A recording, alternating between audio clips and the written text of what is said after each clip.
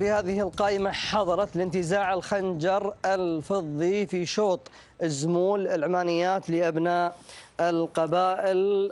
في أول هذه القائمة شاهين لعلي بن حمد بن عبد الله البريدي، وختام هذه القائمة مع الوسمي لشعار سعيد بن محمد بن زايد المطوع الخيارين. فنتمنى التوفيق لجميع المشاركين. سالم السندوانة 19 اسم في شوط الزمول العمانيات الخنجر الفضي، أشواط مرتقبة، هناك ترشيحات وتوقعات لمسار هذا الشوط. أبرز وأهم الأسماء في هذه القائمة. وثامر الزمول العمانيات فيه 19 بعير كلها طال عمرك كفو لانتزاع الخنجر. نشوف الاسامي اللي موجوده في الكشف، اللي عنده رمز، اللي رصيف رمز، اللي عنده اكثر من نقطه السنه هذه، منافسات طيبه. هذا المهرجان اول مهرجان واول رمز تجتمع فيه الزمول السنه هذه، في مهرجان المؤسس طيب الله ثراه. نعم. صعب التكهن في اول رمز في المهرجان في الزمول العمانيات، ولكن المؤشرات تعطينا ان فيه زمول بتكون في دائره المنافسه، ولكن من اللي راح ياخذ الخنجر هذا علم عند في الغيب عند الله سبحانه وتعالى، ولكن كلها مؤهله 19 اسم منها تاخذ الرمز. يمكن ابرز الاسامي عندك راجس مع ناصر بن عبد الله بن احمد المسند، والوسمي مع سعيد بن محمد بن زايد المطوع الخيارين، ودخان مع منصور بن محمد منصور سيف الخيارين، الهيق مع هيج السيليه شفنا له منافسات العام. في اسامي بعد ما نستهين بها طال عمرك مثل منصف عند المدهوشي، مشاركه من السلطنه، وهل السلطنه بعد يطمحون انهم ياخذون الرمز في المهرجان اكيد. وعندك مبعد عند خليفه بن علي بن حمد العطيه، ومداوي عند خليفه بن حمد بن خليفه، شفنا هجن خليفه بن حمد في مهرجان المؤسس مسألقه. مياس صاحب الرمز العام الماضي، مياس بن شابل من الزمول اللي يمكن تكون هي المرشحه واقوى الزمول في الشوط. بصراحه يا وثامر الشوط هذا يعني صعب التكهن فيه للزمول، اول مره تجتمع في مهرجان واول رمز في السنه هذه في الموسم هذا. عندها تاريخ وعندها حضور السنه هذه طيب، لكن صعب التكهن. يعني صراحه اقدر اقول لك الشوط هذا ما ينحسم الا يمكن في ال 500 مثل الاخير. في ال 500 متر الاخيره هذه هي توقعات سالم السندوانه فيما يخص شوط الزمول العمانيات شوط الخنجر الفضي. 19 اسم، اشار الى 8 اسماء في هذه القائمه، وكذلك يؤكد على صعوبه التوقع في مسار هذا الشوط، ويرشح راجس لشعار المسند لينتزع الخنجر الفضي. مبارك، في ظل وجود 19 اسم 8 أسماء أشار لخطورتها سالم السندوانة، هناك شعارات أيضا خطيرة. حامل اللقب العام الماضي يتواجد في مسار هذا الشوط، ترشيحك مبارك يذهب مع إدخان. إدخان هو حامل اللقب العام الماضي في هذا الشوط، وكذلك مياس حامل اللقب في مهرجان سمو الأمير في الختامي، ومداوي وصيف الرمز العام الماضي. حامل اللقب في مهرجان المؤسس العام الماضي من؟ لا مش إدخان، ولوسيل مع إدخان في الثنايا. لوسيل في الثنايا. نعم، بس إدخان كان العام في سن الثنايا. في سن الثنايا، نعم. نعم. فالأسامي هذه يا أبو ثامر كل واحد أنه يقدر يحسم هذا الشوط على إنجازاته وتاريخه، وخاصة في الموسم هذا عندك منصف المدهوشي شفناه صاحب الشوط الأول في العمانيات التمهيدي اللي طاف، كذلك الوسمي مع سعيد محمد الخيارين، هذا الاسم يحسب له ألف حساب، وكذلك في نفس الاسم والشعار واسم البعير ماخذ رمز في هذا المهرجان. فمثل ما قال أخوي سالم الشوط هذا صعب، كل الأسماء اللي موجودة خطيرة اسمها كفيلة أنها تاخذ الرمز. طبيعة ركض إدخان مبارك؟ إدخان يقوم في المراكز المتقدمة، العام شفناه في المؤسس كان متأخر ولحق في الأمتار الأخيرة، وكان مداوي المركز الأول وبدله وخذ الرمز، وكان مداوي حل على المركز الثاني، لكن شفناه في السباقات اللي بعدها يقوم في دائرة الخمس. يقوم في دائرة الخمس. نعم. نعم. هناك ترشيحين على إدخان فهد المهندي وكذلك صالح الدعبة وكذلك مبارك الشهواني يؤكدون خطورة إدخان. هناك ترشيح واحد مع منصف من صالح بن راشد الدعبة، راشد السعدي، غانم الهاجري، سالم السندوانة، يؤكدون خطورة راجس في مسار هذا الشوط. فهد إذن شوط مليء بالأسماء التي حققت إنجازات العام الماضي، وكذلك مستوى قوي في المحليات التي انطلقت هنا في شهر 9. كيف نتصور مسار هذا الشوط؟ نعم، في البداية محمد أبو ثامر نشير إلى خطورة الشوط بالإضافة للأسماء اللي أضافوها الأخوان. هناك لزام رقم 7 هو غيث لمحمد بن جبر الهاجري. غيث شفنا له منافسة السنة في أشواط العمانيات، حل وصيف أكثر من مرة، وكذلك لزام حاصل على المركز الثالث على الرمز العام الماضي وله نقطتين في هذا الموسم. الشوط مليء بالأسماء القوية الكفيلة بانتزاع الرمز.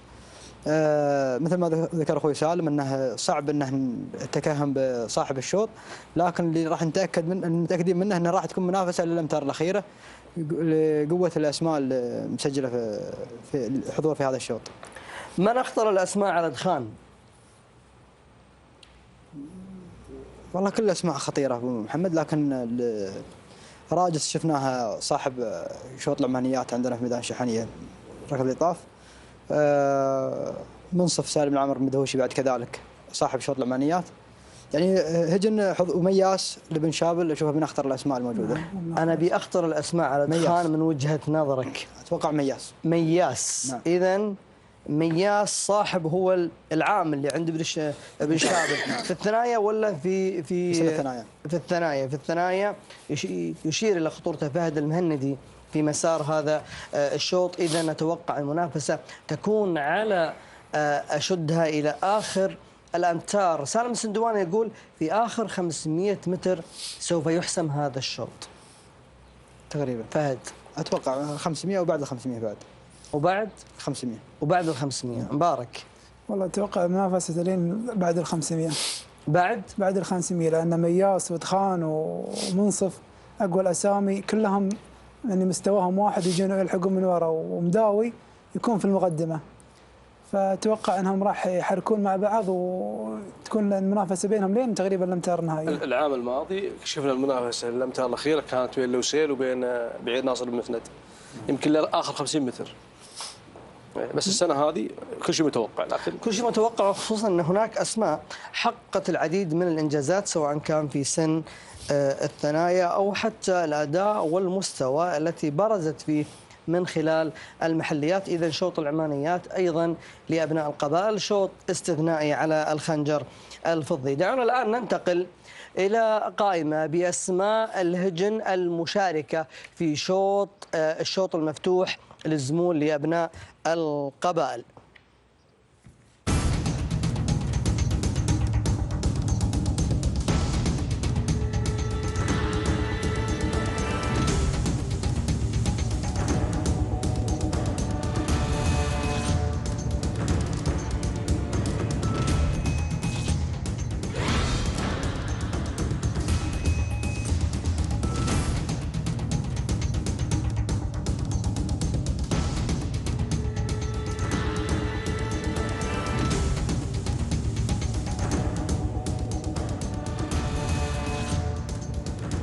في هذه القائمة 36 اسم حضرت لانتزاع الخنجر الفضي في الشوط المفتوح، شوط لا يقل مستوى عن شوط العمانيات فيما يخص الأسماء المشاركة وكذلك الشعارات التي دائما وأبدا ما تحضر في مثل هذه الأشواط. أبرز الترشيحات على العديد هناك 3 ترشيحات، الرماس ترشيحين، وهباش يرشح صالح الدعبة. صالح الدعبة متفرد في جميع الترشيحات. في الزمول العمانيات أبناء القبائل راح مع منصب وهو الوحيد، وهنا أيضا راح مع هباش وكذلك هو الوحيد. إذن 3 ترشيحات على العديد، ترشيحين على الرماس وترشيح واحد على هباش. فهد المهندي 36 اسم في هذه القائمة. هذه الأسماء حضرت لانتزاع الخنجر الفضي. أبرز هذه الأسماء. أبرز هذه الأسماء الرماس الهجن السيلية صاحب كأس الخليج في دولة الكويت، وكذلك العديد صاحب الإنجازات العام الماضي في سن الثنايا، في سن الزمول. في سن الزمول العام الماضي. نعم. نعم. الزمول المفتوح. هباش العلي بن حمد المقارح العام وصيف الرمز على ما أعتقد. في سن الثنايا ولا الزمول؟ في سن الثنايا. العام. في الزمول. في الزمول. نعم. وكذلك والله أبو محمد أبو ثامر جميع الأسماء المسجلة كفيلة، يعني مكفي الراشد بن عبد الله بن راشد بن حمود الشافي صاحب رمز. لا فجاج صاحب رمز، ومكفي صاحب شوط رئيسي عندنا في ميدان الشحانية. غيث علي بن زيد بن محسن بن ديلة صاحب عدة نقاط العام الماضي في أشواط الرموز. 3 رمزين العام. رمزين في أشواط الإنتاج. ولا رفعه إلى الشوط المفتوح إلا مبشرها بخير ومدي أداء طيب عنده.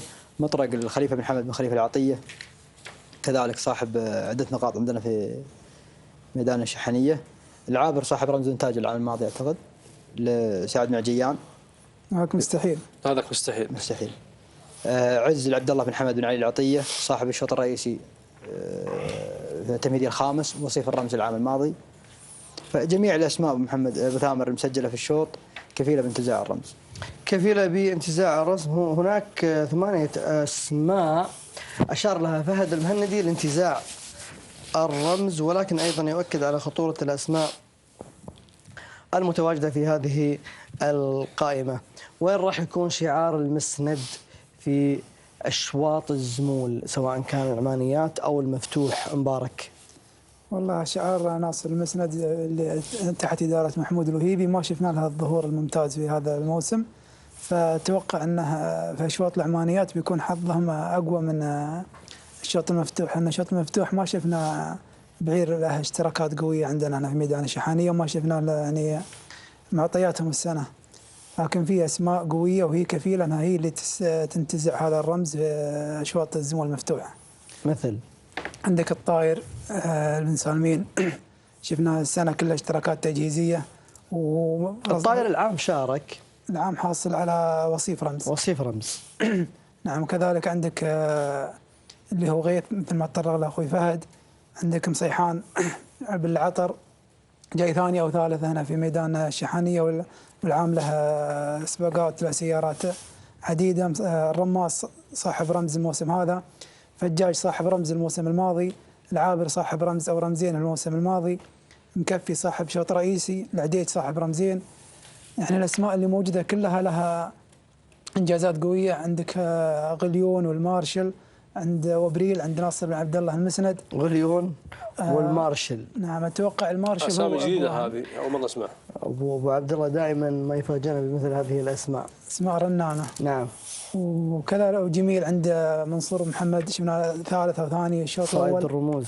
نعم صائد الرموز، وحلاله شفناه في سن الثنايا. أدى أداء طيب، وحصل رمز ووصيف رمز وثالث على الرمز. فالأسماء كلها قوية ولها إنجازات ولها سجلات في العام الماضي. العام الماضي. نتوقع أيضا يكون هذا الشوط أيضا شوط استثنائي. سالم السندوانة. بالنسبة للشوط هذا يمكن أكثر عدد مطايا مشاركة في شوط رمز اللي هو شوط الزمول المفتوح 36 بعير. اسم صحيح. يعني مقارنة بالأشواط الثانية هو يعني أكثر عدد. هذا يدل على قوة المنافسة. تكلمنا عن الركاب كل اللي في رصيد رمز، اللي في رصيد رمزين. السنة هذه يمكن أفضل بعير شفناه له مستوى صاحب كأس الخليج اللي هو شو اسمه الرماس مع هجن السيلية. صاحب اللقب العام الماضي موجود اللي هو العام الماضي أعتقد مع علقم صح ولا مع العديد في صاحب اللقب موجود في مهرجان المؤسس. يعني هجن السيلية عندها نوعية الركاب الطيبة اللي السنة ماخذ رمز واللي العام ماخذ رمز. فعندها 4 ركاب يمكن أبرزها العابر والرماس والعديد. أعتقد البتيل بيكون مجرد يعني يمكن يستخدمونه كورقة، ولكن الطائر عندك العام بعد وصيف رمز. غيث صاحب رمز العام الماضي. كل الأسامي الموجودة يعني 36 بعير. الجذاب عند أبو صلعة صاحب شوط رئيسي العام الماضي شفناه. الجذاب شفناها العام الماضي. ناصر المسند عنده طال عمرك أكثر من بعير في الشوط. الكل صراحة صعب التكهن، بس أنا أقول لك أن الشوط هذا الكفة تروح مع هجن السيلية. مع هجن السيلية مع العديد والرماس لنفس الشعار والترشيحات عليهم. العابر أيضا، العابر صاحب رمز العام الماضي، صاحب رمز العام الماضي. من اللي أخطر على العديد؟ صراحة أكون معك صادق، أخطر بعير على العديد أتوقع يمكن يكون الرماس. نفس الشعار. نفس الشعار. الأخطر على الشعار. على الشعارين يعني؟ نعم. وشعار واحد مش شعارين. هو بالنسبة لهجن السيلية أخطر اسم. أنا داري أنا تعبان اليوم وقال بشارك معكم. أتوقع يمكن يكون مع ولا من عند الله، يمكن يكون من شعار ناصر المسند. شعار ناصر المسند خصوصا مع من؟ غليون ولا المارشل؟ المارشل غليون هذه احنا أول مرة نقرأ أساميها. طيب. فهذه الأسامي لو شفناها وعارفينها ناصر دائما يطلع له بشيء مفاجأة.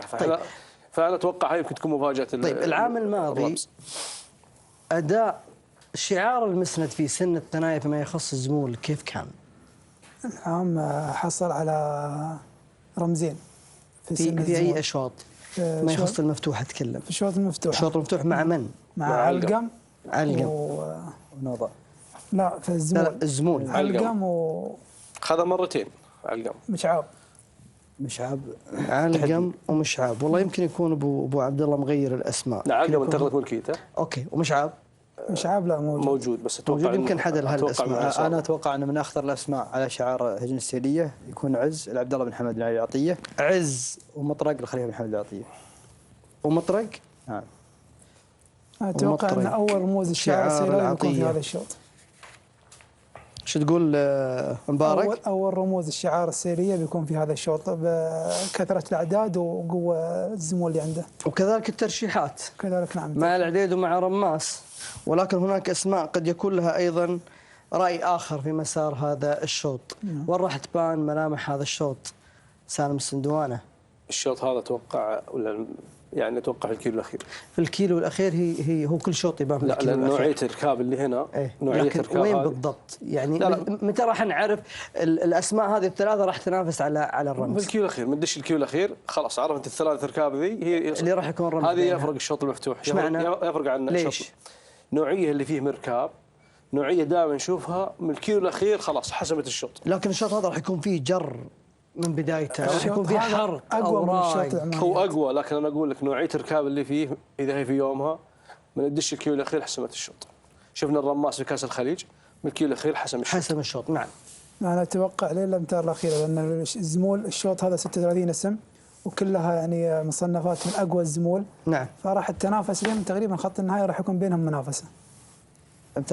الأمتار الأخيرة. إذا مبارك فهد المهندي يتوقعون أن تكون الأمتار الأخيرة هي الفيصل في مسار هذا الشوط اللي راح من خلالها نعرف صاحب الخنجر الفضي في شوط الزمول المفتوح. ولكن سالم السندوانة بناء على طبيعة ركض الرماس في الكويت يرى أن من دخول الكيلو الأخير راح نعرف الثلاث أسماء اللي راح تتنافس على الخنجر الفضي. إذن المنافسة على أشدها في أشواط العمانيات وكذلك أشواط الحيل لأبناء القبائل. ونحن سوف ننتقل معكم مشاهدينا ومستمعينا الكرام إلى فاصل، لنعود من بعد الفاصل نناقش أبرز وأهم الأسماء التي سوف تشارك في أشواط هجن أصحاب السمو والسعادة الشيوخ.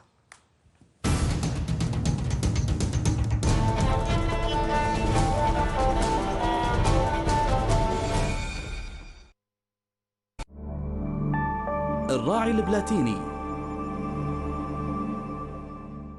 مجلة الريان العدد الوطني ديسمبر 2019. الشيخ جاسم بن حمد بن عبد الله آل ثاني رحمه الله أبو التعليم ومؤسس أركانه. قراءة في أهم خطابات سمو الأمير المفدى في 2019 ربان سفينة الشعب الصبور والحكيم. الإنجازات في قطر عام 2019: استمرار الحصار الجائر ضاعف من قدرة الصمود وحقق المزيد من النمو والازدهار. يوم العزة والكرامة، مقال لمعالي الشيخ عبد الله بن ناصر بن خليفة آل ثاني رئيس مجلس الوزراء ووزير الداخلية. عضو مجلس الشورى السيدة ريم بنت محمد المنصوري، ثقة صاحب السمو الشيخ تميم بن حمد وتعيين عضواً في الشورى أسعد اللحظات. قطر والهند علاقات تجارية وثقافية قديمة متجددة. قطر في عيون الشعراء عدد كبير من القصائد والمقالات التي تحمل الحب والولاء لهذا الوطن المعطاء. يمكنكم متابعة وتحميل المجلة وإصداراتها الخاصة من خلال تطبيقاتها وموقعها الإلكتروني الريان-magazine.qa.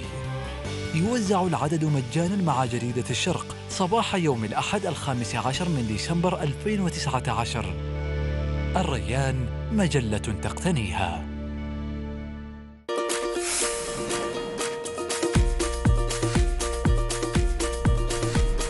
صوت جاهز؟ نعم. إضاءة جاهز؟ نعم.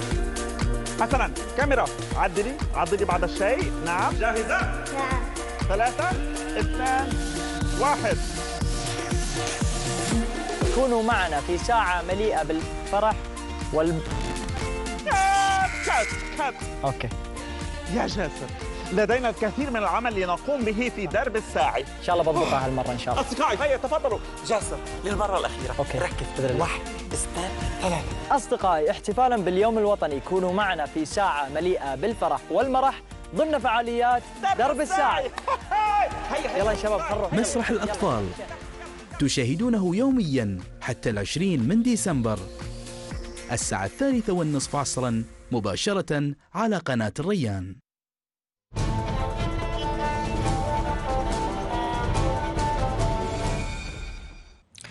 نحييكم مشاهدينا مستمعينا الكرام. بعد هذا الفاصل نواصل معكم تغطيتنا لمهرجان المؤسس الشيخ جاسم بن محمد بن ثاني طيب الله ثراه في يوم الختام، اليوم المرتقب من الجميع، يوم الترشيحات والتوقعات للأسماء والشعارات. ننتقل معنا إلى أرضية الميدان وإلى الزميل محمد بن بريك لنأخذ معه الأجواء هناك في أرضية الميدان والتحدي والمنافسة والاستعداد أيضا للانطلاق. محمد، أسعد الله أوقاتك بكل خير، يوم استثنائي. بالفعل سالم، أولا مساءنا ومساءك سعيد ومساء ضيوفك الكرام ومساء ملاك الهجن في الخليج وفي دولة قطر. بالفعل سالم، اليوم مثل ما ذكرت يوم استثنائي، نضع عند استثنائي أو بين الكلمة هذه بين قوسين سالم استثنائي جدا. اليوم يوم إضافة المزيد من الرموز الذهبية أو الفضية للمشاركين على حد سواء لهجن أصحاب السمو الشيوخ أو لهجن أبناء القبائل. الهجن اللي تشارك اليوم سالم وصلت إلى مرحلة الحيل والزمول، المرحلة السنية الكبرى اللي توقر فيها وتحترم هذه الهجن المشاركة من ناحية الإنجازات ومن ناحية المزيد من أنواط الشرفية إنجاز التعبير، لأن أكثر الهجن في رصيدها العديد والعديد من الرموز. الليلة سنشاهد إضافات رموز أخرى إلى رصيد هذه الهجن المشاركة، سواء سيوف ذهبية أو كذلك رموز فضية أو ذهبية.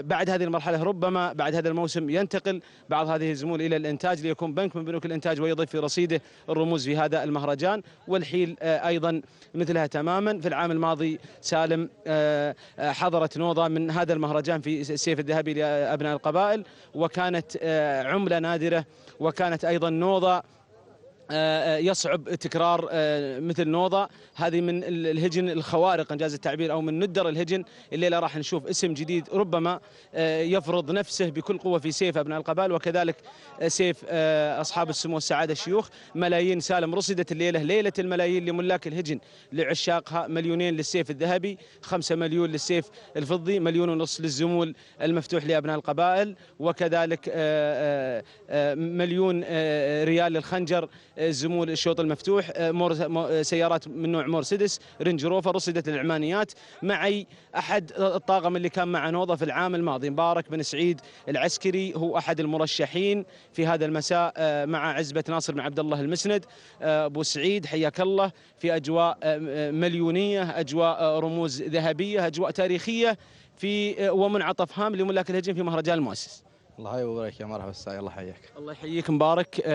تحدثنا قبل قليل في المقدمة عن نوضة اللي احتكرت جميع السيوف، أنت الليلة حاضر مع شعار ناصر بن عبد الله المسند مع المضمر البروفيسور محمود الوهيبي. هل هناك خليفة لنوضة ممكن تفرض وجودها في هذا المساء؟ والله نعم ان شاء الله، ان شاء الله وبارك، متأملين ومجهزين ومستعدين والباقي على الله، باذن الله شيء باذن الله. كم حائل انتم مشاركين بها في السيف؟ 7 ان شاء الله. وكذلك في الزمول؟ في الزمول 3 لو المفتوح. تعطينا مشاركتكم في الاشواط بشكل عام. الزمول المفتوح 3 وزمول العمانيات 2 وفي ابكار العمانيات 3 وفي السيف يا طويل العمر الشعب ما ب7 وسيف الشيوخ عندنا وحده. سيف الشيوخ وحده مع هجن الشقب؟ لا عند عبد العزيز. عند سعادة الشيخ عبد العزيز؟ عند سعادة الشيخ عبد العزيز ومضمر محمود محمد صالح الوهيبي. عند الشيخ عبد العزيز اسمها؟ هامة في السيف الذهبي لأصحاب السمو الشيوخ، وعندكم 7 حيل مشاركين بها في السيف الذهبي لأبناء القبائل. نعم. أبرز المرشحات؟ والله مرحبا كلهن ومتأملين. انك ما راح تصرح بأبرز المرشحات خوفا من الاستهداف، ولكن 36 حايل والتوفيق على الله. نعم والله مستعدين ان شاء الله مجهزين والباقي على الله. تحفظ عن الاسم المرشح؟ والله نعم. هل فيه اسم انتم عارفينه وحاسبين حسابه ومخططين ان الليله يكون السيف من نصيبه؟ والله ان شاء الله نعم. في حلال حاطين عليهن العين. في طويل العمر ومتأملين والباقي على الله. كما تعودنا أصبحت الآن الخطة مكشوفة لمتابعين الهجن، استهداف من البداية، ضغط الشوط في 35 أو 36 حائل، عدد كبير، أشواط السيوف طغت على غيرها من الأشواط، جميع الأشواط الليلة مهمة، ولكن اللي راح تأخذ السيف الليلة توقع في رصيدها رموز ولا راح تكون حدث وتفجر مفاجأة الليلة؟ والله لا، تصير حدث. بتصير حدث، يعني الليلة المفاجأة وارد. نعم. شعار من؟ والله من كل شعار. شعار الأنيق؟ ان شاء الله باذن الله يكون هو باذن الله. نعم. هل تطمح لانتزاع المركز الاول والثاني الليله؟ والله ان شاء الله نعم. هل خططتوا على ذلك؟ نعم. كم مركز بتجيبون اذا فزتوا؟ والله اللي كاتبنا رب العالمين احنا نبغي. كاتبنا رب العالمين. مبارك بن سعيد العسكري شاكر لك وفالكم التوفيق والناموس. في توتر شوي؟ والله كله منافس، هذا شاط الراس كل واحد. الله يوفقك وفالك التوفيق ابو سعيد.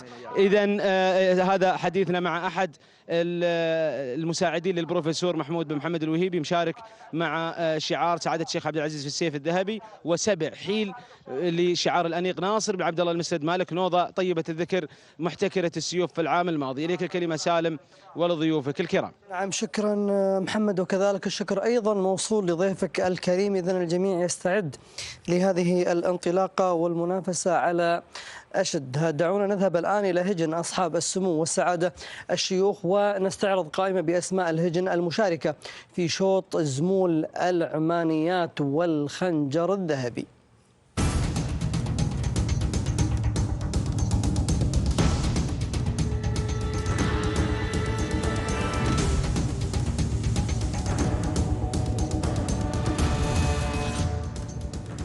إذن 8 أسماء في هذه القائمة، أبرزها معارك لهجن الشحانية ومع المشاغب محمد بن خالد العطية 4 ترشيحات على معارك. هناك ترشيح من سالم السندوان وصالح الدعبة على زاهي أيضا لهجن الشحانية، ولكن مع شبل المضمرين جابر بن سالم بن فاران المري. الأبرز معارك في الترشيحات مبارك ابن ترحيب، وكذلك أنت رشحت مبارك لانتزاع الخنجر الذهبي في شوط العمانيات، شوط هجن أصحاب السمو والسعادة الشيوخ.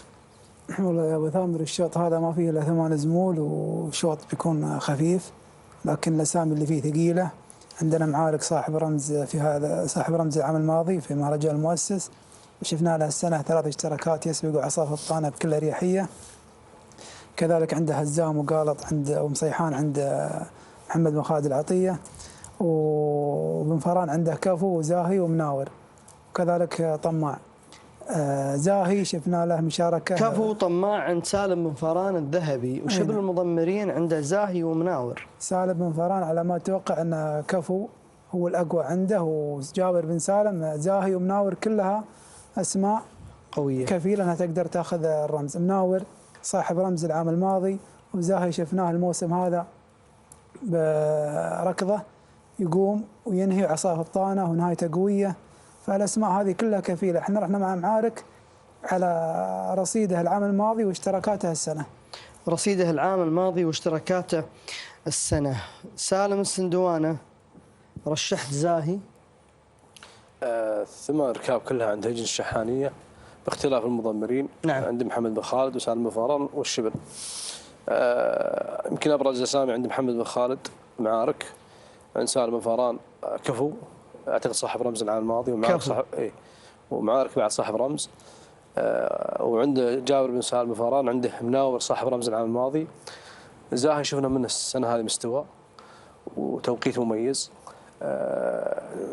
وهذه بدايه المهرجان، اول مهرجانات، فاتوقع يمكن مستويات متقاربه، الا ان زاهي يمكن في المحل الخامس شفنا منه توقيت مميز، وهذا اللي خلاه نرشحه.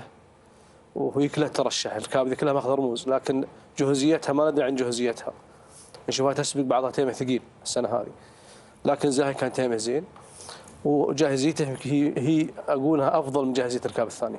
نعم، اذا سالم السندوانه يرى ان جاهزيه زاهي افضل من جاهزيه ركاب السبع المشاركه مع زاهي في مسار هذا الشوط. تتفق ام تختلف؟ لا، اتفق مع سالم.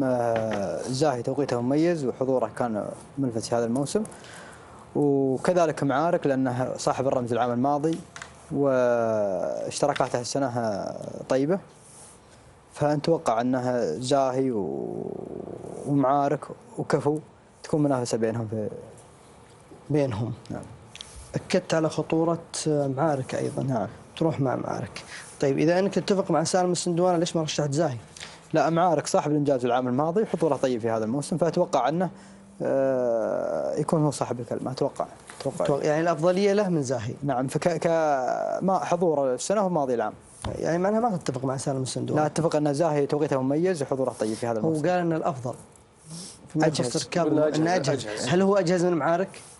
ممكن يكون اجهز من معارك. ممكن يكون اجهز من معارك لانتزاع الخنجر الذهبي في شوط الزمول العمانيات لهجن أصحاب السمو والسعادة الشيوخ، وبالأخص هجن الشحانية في مسار هذا الشوط. 8 أسماء كلها لهجن الشحانية باختلاف أسماء المضمرين، ولكن الأبرز معارك على إنجازاته، وسالم السندواني يؤكد على خطورة زاهي بمسار هذا الشوط. أنتقل إلى شوط الزمول المفتوح لهجن أصحاب السمو والسعادة الشيوخ، أيضا شوط تحضر فيه الأسماء والشعارات لانتزاع الخنجر الذهبي.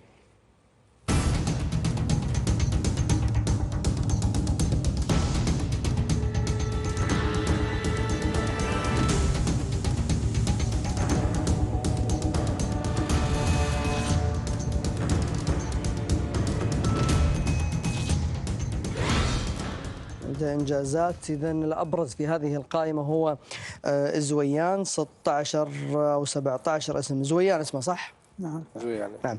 زويان لسعادة الشيخ عبد العزيز بن حمد بن خالد آل ثاني، ومع المضمر متعب بن عبد الله بن راشد الفهيدان المري. مرشح 3 ترشيحات على زويان من سالم السندوانة، صالح الدعبة، وكذلك راشد السعدي. المرة هذه مبارك هو اللي راح مع النحاوي لهجن المرقاب، ومع سعود بن علي بن حمد بن خليفة المحاربي من يتولى عملية تضمير النحاوي. هناك ترشيح واحد أيضا أو ترشيحين على العابر من فهد المهندي وكذلك من غانم الهاجري.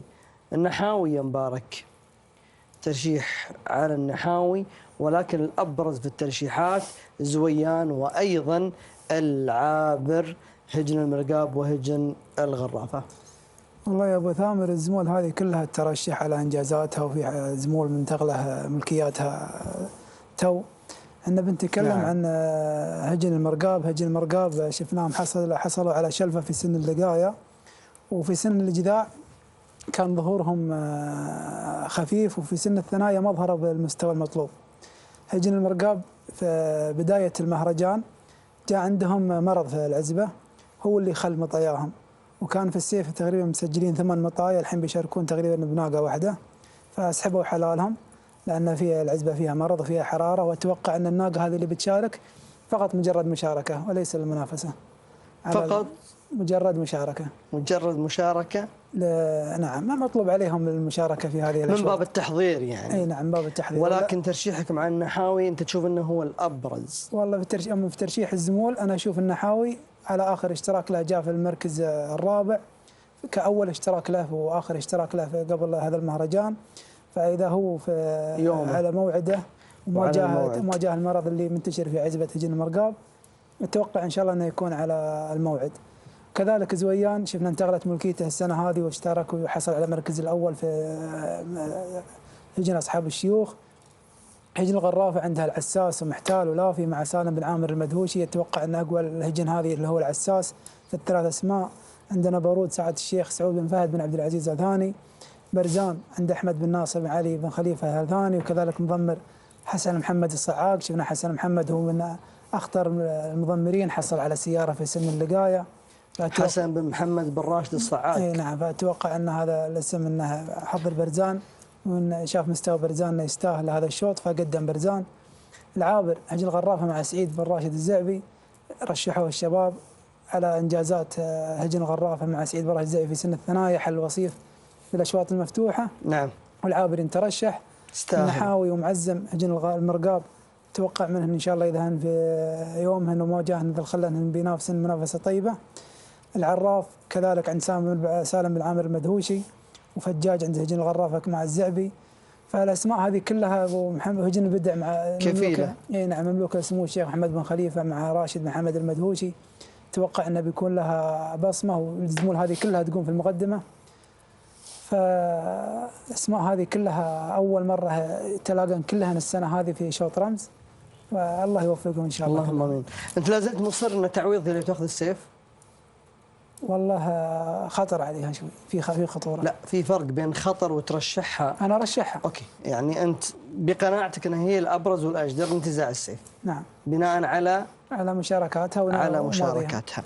طيب، فهد رشحت العابر، طبيعة ركضه العابر يلحق من الصفوف الخلفية. الصفوف نعم، ونشوف هجن الغرافة مستهدفة الشوط هذا نعم، من خلال المشاركة بالكامل باختلاف المضمرين اثنين. صحيح. العابر آخر مشاركة حاصل على المركز الخامس وراء زويان صاحب سيارتين العام الماضي، ومشاركاته السنة تبشر بخير. انتقلت ملكيته من ابن حنظل إلى سعادة الشيخ العزيز بن حمد. نعم، هذا العابر. هناك 7 أسماء مثل ما أشار فهد لهجن الغرافة، وهذا دليل استهداف على الخنجر الذهبي. بالنسبة لشوط الزمور 17 اسم موجود، حتى لو كان دش بس 7 أسامي يمكن تخدمك في الأوراق كحرق أوراق بعض المطايا. ولكن هنا بعد نوعية الحلال مثل زويان شفنا لها أكثر من مشاركة، بعير يقوم في المقدمة. سعادة الشيخ عبد العزيز بن حمد يقوم في المقدمة ونهايته قوية. أتوقع أنها بيكون صعب في الشوط. يمكن العابر عند هجن الغرافة أبرز الأسامي مع زويان. نعم. بالنسبة هجن البدع داشين باسمين، اللي هو شباب والحنيش. شباب والحنيش مع هجن البدع. نعم. اسم. النحاوي مثل ما تكلم اخونا مبارك عن هجن المرقاب، يمكن ابرز اسم عند هجن المرقاب. الشيخ عبد العزيز بن حمد بن خالد داش باكثر من بعير 3 أسامي. الشوط صعب يعني التكهن فيه، والركاب كلها ترى مستواها متقارب جدا. يمكن ابرز الاسامي شفنا له مستوى السنه هذه اللي هو زويان، وتوقعاتنا له في يومه بيكون من الركاب الصعبه في الشوط. على الموعد. نعم. من رشحت في شوط السيف ابناء القبائل؟ عجة. نعم. شعار المسند. عجة مشترى جديد ولا من الاسماء القديمه عند شعار؟ العام جاي ثاني على السيف. كانت باسم منخس، كان اسمها شودة. نعم. جات المركز الثاني عقب انتقلت ملكيتها للمسند، والسنه هذه شفنا منها مستوى في المحل الخامس، مستوى طيب. اتوقع راح تكون خطر على شوط والله شوط السيف صعب السنه هذه، صعب تكهن فيه. احنا نرشح على معطيات. نعم. واليوم تعرف بعد حتى الاشواط الرموز اليوم ترى متاخره عن موعدها 4 أيام بسبب المطر، وهذه يمكن تخلها عزبه، وفي عزبه تطلع كل شيء متوقع. لان انك تاخر ركض 4 أيام بسبب المطر. في بعض العزب تختلف فيها، تختل فيها. نعم. نتمنى ان شاء الله ما حد يختل ان شاء الله. اللهم وكلهم يكونوا في يوم ان شاء الله. من ناحيه الهجم. نعم. مبارك تيه لهجن الشقب عليها ترشيح قوي ايضا انتزاع السيف. وهناك ترشيح على اساطير، لكن الابرز فيما يخص الترشيحات على تيه. نعم، تيه شفنا لها بآخر مشاركة لها في التمهيدي الخامس حصلت على الشوط الأول، وكان كان أفضل توقيت عندها 12 و29. 12 29 ثانية. 29. نعم، شفناها في التمهيدي الخامس في الشوط الأول، فرشحت من هذاك اليوم الانتزاع السيف. لكن في أسماء معها لا ينحسب لها ألف حساب، اللي هي بعد هجن الشقب وكذلك المؤسسات الثانية. طيب، احنا بنتطرق لها، ولكن انا اخذ ابرز واهم الترشيحات في هذه الاسماء. الان ننتقل الى ارضيه الميدان، نتابع هذه الانطلاقه لاشواط الزمول فيما يخص اشواط ابناء القبائل، وكذلك هجن اصحاب السمو والسعاده الشيوخ.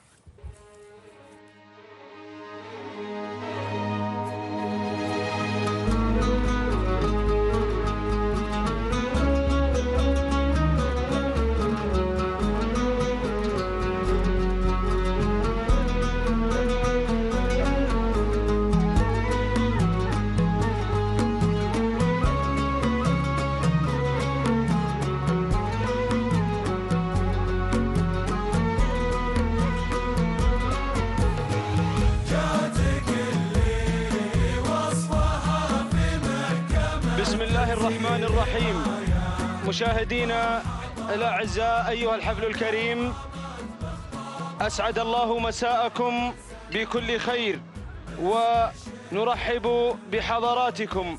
ها نحن وصلنا إلى يوم ختام مهرجان المؤسس الشيخ جاسم بن محمد بن ثاني طيب الله ثراه، حيث أقيم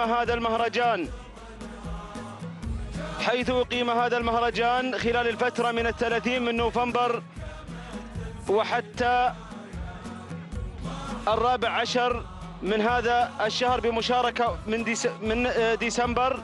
وشهد هذا المهرجان مشاركة واسعة من هجن أصحاب السمو والسعادة الشيوخ وهجن أبناء القبائل على مدار 338 شوطا بالميدانين الشحانية والبصير، حيث رصدت اللجنة المنظمة لسباقات الهجن 52 رمزا و195 سيارة للفائزين.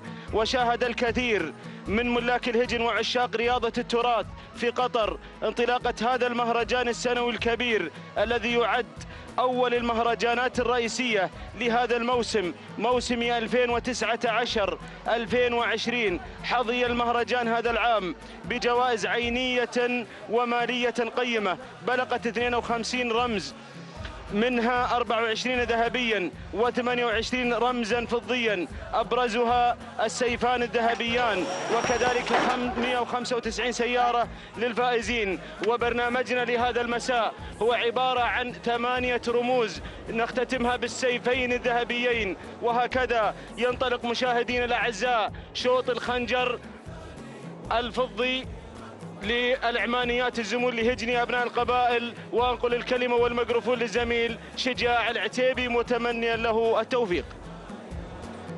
بسم الله الرحمن الرحيم. بسم الله نبدأ وعليه نتوكل، ومنه نطلب السداد والتوفيق والنجاح على بركة الله وتوفيقه. متابعينا مشاهدينا الكرام أينما كنتم أحييكم وأرحب بكم هنا في هذا المهرجان، مهرجان المؤسس طيب الله ثراه، مع انطلاقة شوطنا الأول للزمول العمانيات ومن مسافة 8 كيلومترات. وجائزة هذا الشوط خنجر فضي زايدا رينج روفر متابعينا الأعزاء للفائز بالمركز الأول 23 مشاركا اسما يتحدى من أجل هذا الشوط المنتظر. هنا شاهين وهملول، منصف ومطفوج، مبعد والهيق، لزام وغيث، مداوي ومياس، صوغان ومخرب، مقفي وساطع، شاهين ودخان، راجس وحشيم، وأيضا الوسمي. الله الله، انطلقت الزمول، انطلقت هذه الأسماء الكبيرة. أتقدم مباشرة مع المركز الأول، انطلق مخرب، مخرب يا مخرب، انطلق مع المركز الأول ناصر بن عبد الله بن أحمد المسند ملك السيوف، حاضر هنا في هذا المساء، المساء التاريخي، مساء الذهب. الله الله، مخرب مع المركز الأول. المركز الثاني، ثاني الأسماء يصل ساطع، ساطع على ثاني الأسماء. يتقدم هنا الكواري غانم بن جاسم بن ربيعة بن عيسى الكواري، يسطع بساطع هنا في هذا المساء، المساء التاريخي، مساء الرموز، مساء الذهب، مساء الشلافي، مساء الخناجر، مساء السيوف.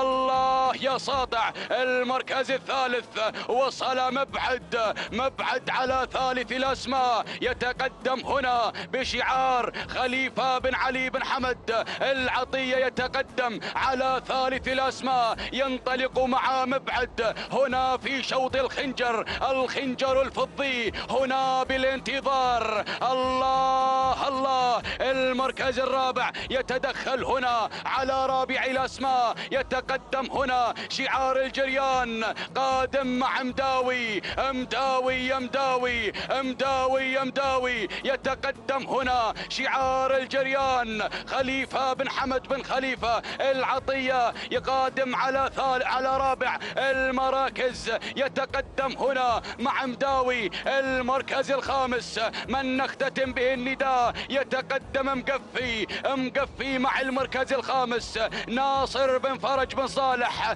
المري. يتقدم هنا مع مقفي على خامس الأسماء. هكذا كانت النتيجة متابعينا مشاهدين الكرام للخمسة المراكز المتقدمة، للخمسة الزمول العمانيات.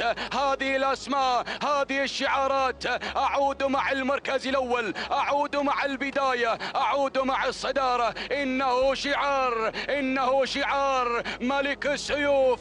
يتقدم هنا على أول الأسماء، يتواصل مع مخرب محمود الوهيبي، محمود الإنجازات، محمود السيوف. يتقدم هنا محمود على أول الأسماء، يتواصل مع مخرب بشعار ناصر بن عبد الله بن أحمد المسند. المركز الثاني وصل في ثاني الأسماء، وصل في ثاني التحديات، وصل ساطع، ساطع مع المركز الثاني، ساطع على ثاني الأسماء. غانم بن جاسم بن ربيعة بن عيسى الكواري يتواصل هنا مع ساطع على ثاني التحديات. المركز الثالث وصل هنا على ثالث الأسماء، وصل مبعد، مبعد مع المركز الثالث هنا بشعار خليفة بن علي بن حمد العطية. يتقدم هنا، ولكن راقبوا، راقبوا، راقبوا هذا التدخل من قبل شاهين. يتدخل شاهين بهذا الانطلاق الكبير. الله الله، عجيا بن صالح بن بريك المجدور يتواصل هنا بهذا الانطلاق، انطلاق شاهين يغير إلى المركز الثالث، المركز الخامس. وصل بهذا التميز، بهذا الإبداع. وصل مقفي، مقفي مقفي مقفي مقفي ناصر بن فرج بن صالح العويري المري يتواصل هنا مع مقفي على خامس الأسماء. هنا في شوط العمانيات، هنا بن درعة، هنا بن درعة يتقدم مع مقفي، ولكن وصل مطفوج، مطفوج.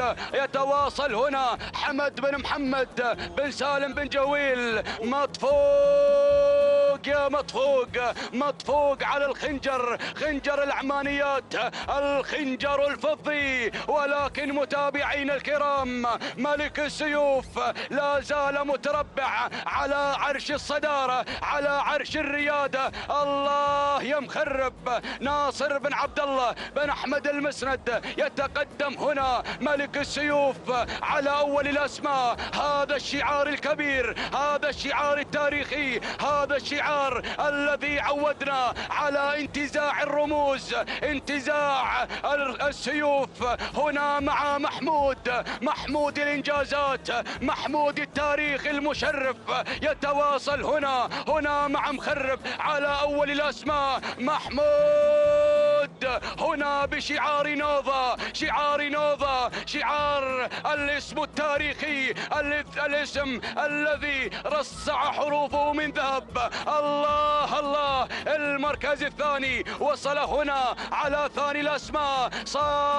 ساطع غانم بن جاسم بن ربيعة بن عيسى الكواري يسطع في هذا المساء. شعار الكواري على ثاني الأسماء. المركز الثالث يتقدم هنا، يتواصل هنا، يأتي هنا شاهين عجيان بن صالح بن بريك بن عجيان المجدور، واصل هنا على ثالث الأسماء، على ثالث التحديات. المركز الرابع وصل مطفوق، وصل بن جهويل، ولكن التغيير من قبل حشيم. يا حشيم، مرحبا بالأشقاء، مرحبا بأبناء دولة الكويت، أبناء الكويت، أبناء ميدان الشهيد، واصلون هنا مع المركز الرابع من أجل الخنجر. ولكن وصل للزام، وصل المريخي 3 كيلومترات. ما تبقى عن الخنجر، ما تبقى عن الفضة، ما تبقى عن النهاية الحاسمة. هنا شعار للزام سعيد بن فهد بن صقر بن راشد المريخي، وأيضا هنا حضر في هذا التحدي، حضر في هذا القدوم الكبير حضرة خان.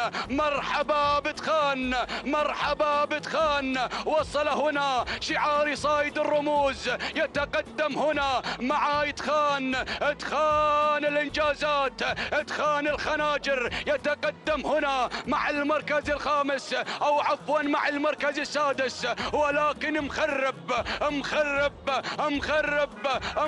مع المركز الأول. هنا شعار ملك السيوف ناصر بن عبد الله بن أحمد المسند، يتقدم هنا ملك السيوف، يتقدم هنا محمود الوهيبي، محمود الإنجازات، محمود السيوف، يتواصل هنا مع مخرب الخنجر الفضي، الرنجر وفرفوج. الله يا مخرب. المركز الثاني وصل هنا في ثاني الأسماء، يتقدم ساطع غانم بن جاسم بن ربيعة بن عيسى الكواري، يتواصل هنا مع ساطع على ثاني الأسماء. المركز الثالث وصل للزام، وصل المريخي، يتواصل مع للزام سعيد بن فهد بن صقر بن راشد المريخي. المركز الرابع مرحبا مرحبا بصايد الرموز. هنا تخان على رابع الأسماء. الله منصور بن محمد بن منصور آل سيف الخيارين، وأيضا يصل هنا الدعم من قبل راجس ناصر بن عبد الله بن أحمد المسند. الخنجر في الانتظار، الخنجر بالانتظار، الخنجر الفضي. لمن يا مضمرين، لمن يا ملاك؟ هنا الشوط المرتقب، الشوط المنتظر. ولكن أعود مع مخرب يا مخرب. 1500 ما تبقى عن خط النهاية. انطلق ملك السيوف. الله يا ملك السيوف.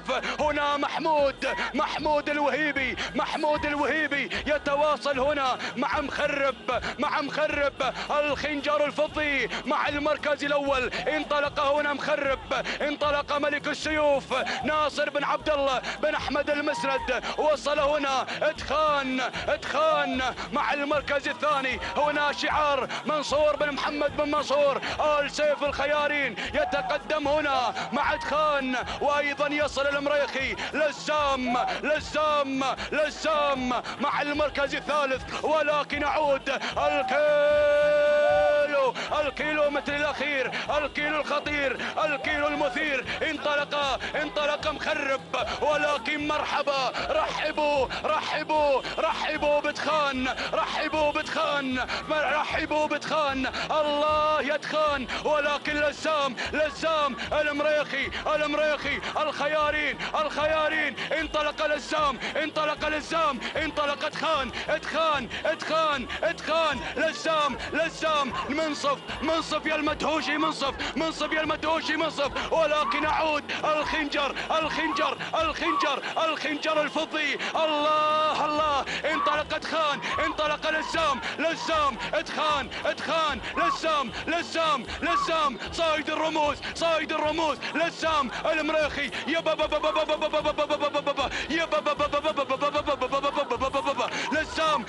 لزام اتخان منصف اللحظات الأخيرة. الخنجر اتخان صايد الرموز. اتخان لزام صايد الرموز. يصيد الرمز منصف. اتخان الخنجر، ولكن منصف يا المدهوشي، انتزع الخنجر مع المدهوشي. سلام يا المدهوشي، سلام يا أبناء السلطنة، سلام.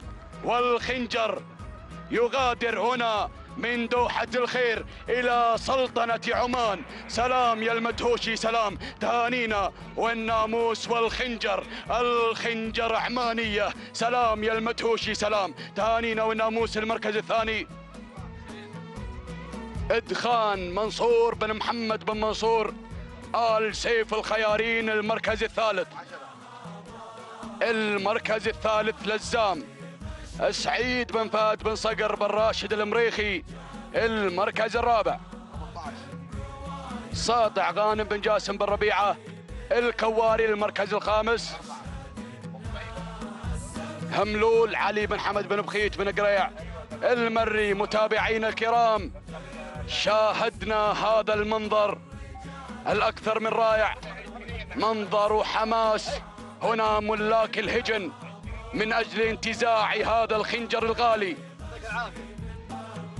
وشاهدنا منصف وأبناء السلطنة حاضرون هنا في هذا المساء، والخنجر الفضي إلى أبناء السلطنة والخنجر عمانية. ومشكور يد عبا، مشكور على هذا الترشيح المميز. منصف هنا بشعار سالم بن عامر بن راشد المدهوشي. 12 دقيقة 48 ثانية، 30 جزء من الثانية. سلام يا أبناء السلطنة، سلام. تهانينا والناموس المركز الثاني. وصلت خان منصور بن محمد بن منصور آل سيف الخيارين. 12 دقيقة 48 ثانية، 34 جزء من الثانية. تهانينا والناموس المركز الثالث. لزام سعيد بن فهد بن صقر بن راشد المريخي. التوقيت الزمني 12 دقيقة 48 ثانية، 81 جزء من الثانية. تهانينا والناموس للجميع الفائزين والخنجر عمانية. سلام يا أبناء السلطنة، سلام. تهانينا والناموس.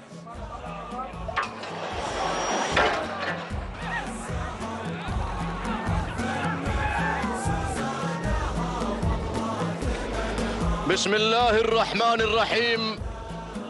بسم الله الرحمن، بسم الله المنان، بسم الله العلي القدير رفيع الشان.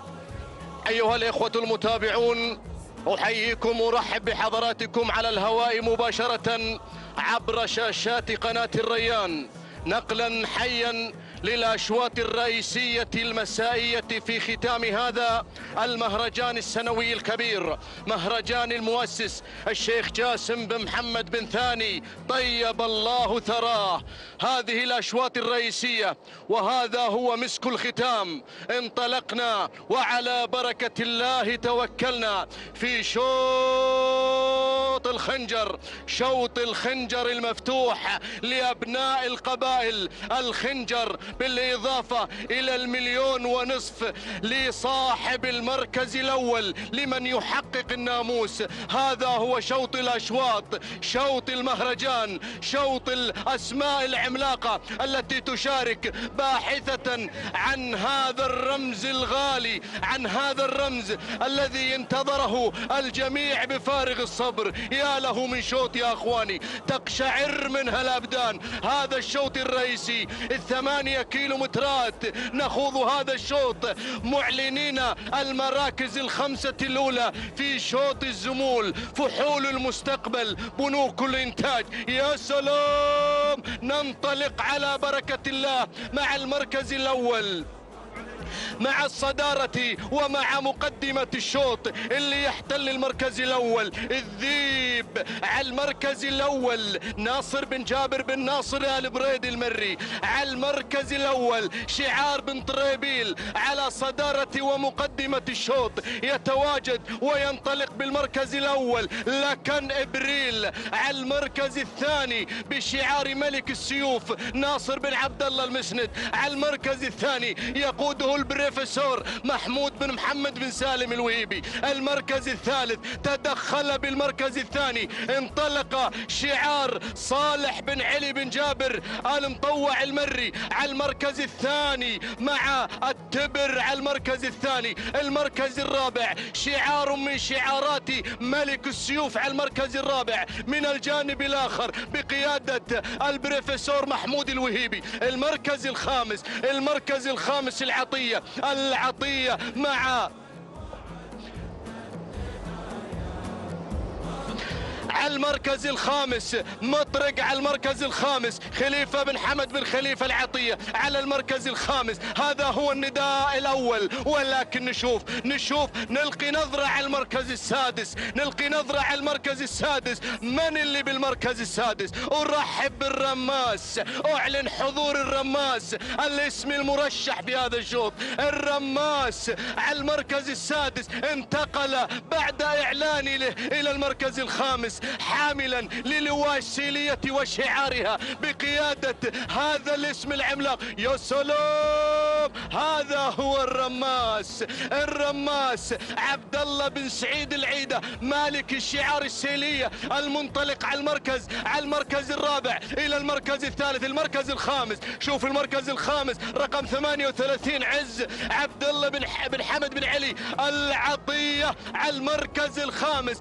هذا هو الإعلان مع اختلاف المراكز، اختلاف الأسماء. المركز الخامس من الجانب الآخر مكفي، وصل مكفي راشد بن عبد الله بن راشد بن حمود آل شافي. الشعار الأسود خطير، ديروا بالكم من هذا الاسم، صاحب الرمز في سن الثنايا اللي يحمل الرقم 18 على المركز الخامس. يا له من شوط يا أخواني، يا له من شوط القمم، شوط القمم، شوط رئيسي، شوط الخنجر، الشوط المليوني في هذا المساء. يا سلام، الشوط الرئيسي المفتوح. من هو سعيد الحظ اليوم اللي سيحظى بهذا الخنجر في هذا الجو الرياضي اليوم؟ يا سلام، الخنجر عند خط النهاية بالإضافة إلى المبلغ الضخم الذي سيحصل عليه صاحب المركز الأول، 1.5 مليون. يا سلام، من هو سعيد الحظ اليوم؟ من هو سعيد الحظ اللي بيخطف هذا الرمز الغالي؟ البريدي على المركز الأول. يقود الأسماء، ينطلق في الصدارة مع الذيب. كن ذيبا يا البريدي، كن ذيبا يا الذيب على المركز الأول. وين يا الذيب؟ وين الذيب في هذا الشوط الرئيسي؟ يطمح بن طريبيل في تحقيق الرمز اليوم، يطمح بن طريبيل في انتزاع الخنجر الفضي والشوط المليوني في هذا المساء. يا سلام، المركز الثاني من الجانب الآخر شعار العطية. قدم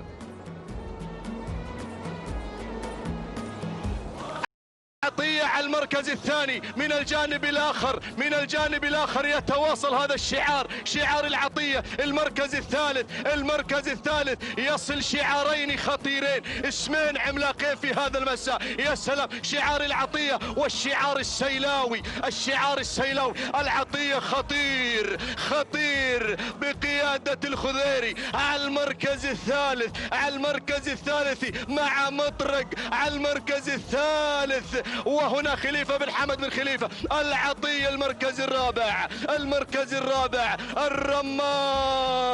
الرماس يا العيد، الرماس صاحب كأس الخليج في دولة الكويت قبل تقريبا شهر ونصف، حقق هذا البعير ومثل أبناء قطر في ميدان الشهيد فهد الأحمد الصباح في بطولة كأس الخليج هناك المقامة في الكويت، وحقق الكأس والميدالية الذهبية مع الشعار السيلاوي. يا سلام، المركز الخامس التبر على المركز الخامس. صالح بن علي بن جابر المطوع المري. لا زالت الأمور يا أخواني تسير بكل هدوء، بكل ترقب، بكل تحفظ على هذا الشوط. يا سلام، الشوط الرئيسي الأول لمن الخنجر الفضي.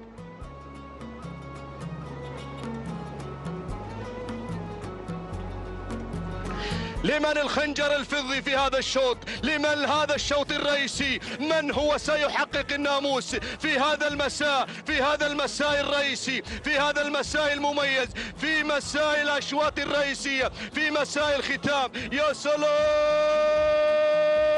سيكتب التاريخ اسما من هذه الأسماء وشعارا من هذه الشعارات اليوم. سيكتب التاريخ بحروف من ذهب، ليس من فضة بل من ذهب. من سيحقق الناموس؟ العطية غير، الخضيري غير على المركز الأول حاملا لشعار العطية وشعار الجريان على المركز الأول في الشوط الرئيسي الأول مع مطرق على المركز الأول. خليفة بن حمد بن خليفة العطية. يا سلام، يلا يا راعي مطرق على المركز الأول. المركز الثاني على المركز الثاني يتواصل عز في يوم العز، في دولة العز هنا في هذا اليوم. يا سلام، عز عبد الله بن حمد بن علي بن حمد العطية.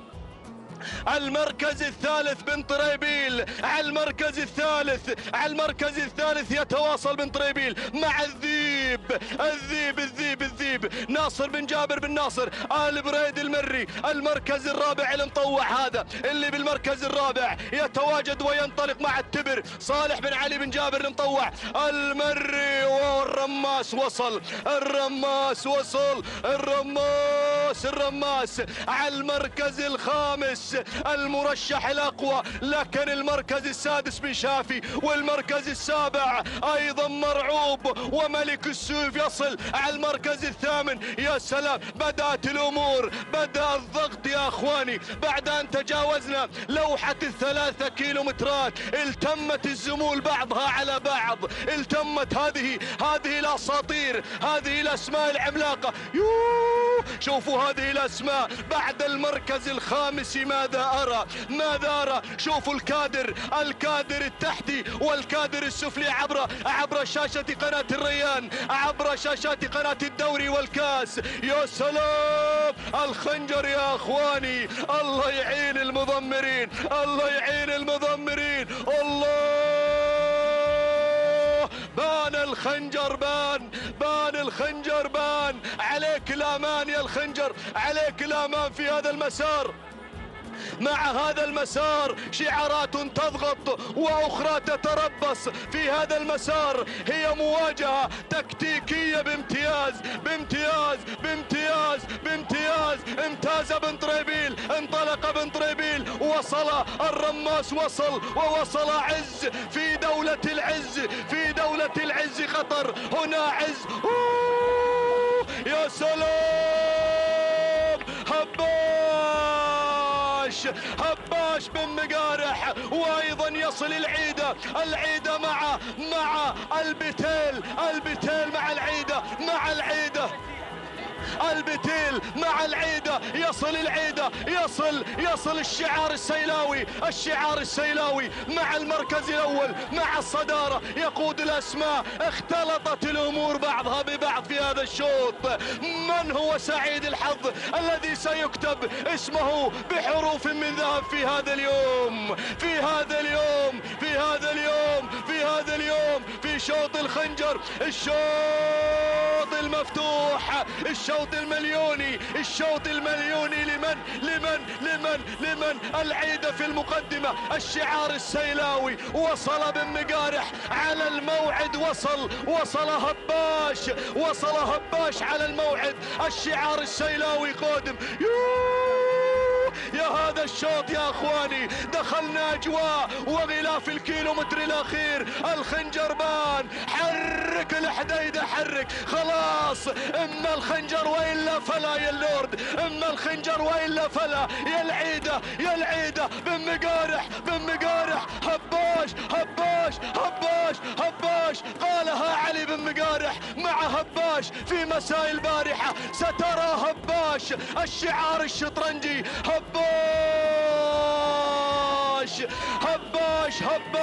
هبش المليون ونصف اليوم. هباش، لكن المركز الثاني العابر يا العيدة، العابر يا اللورد، عبر سيداتي سادتي على الهواء مباشرة. الشعار السيلاوي عبر على الهواء مباشرة إلى السيلية، إلى الخنجر، إلى عبد الله العيدة، عبد الله بن سعيد العيدة. حيوا العيدة، حيوا الله.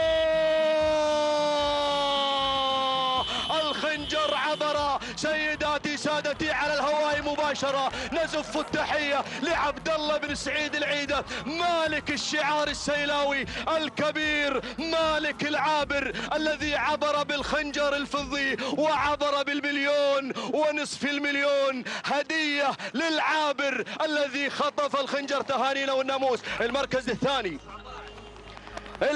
الثاني الإعداد لهجن السيلية أيضا بالشعار اللورد.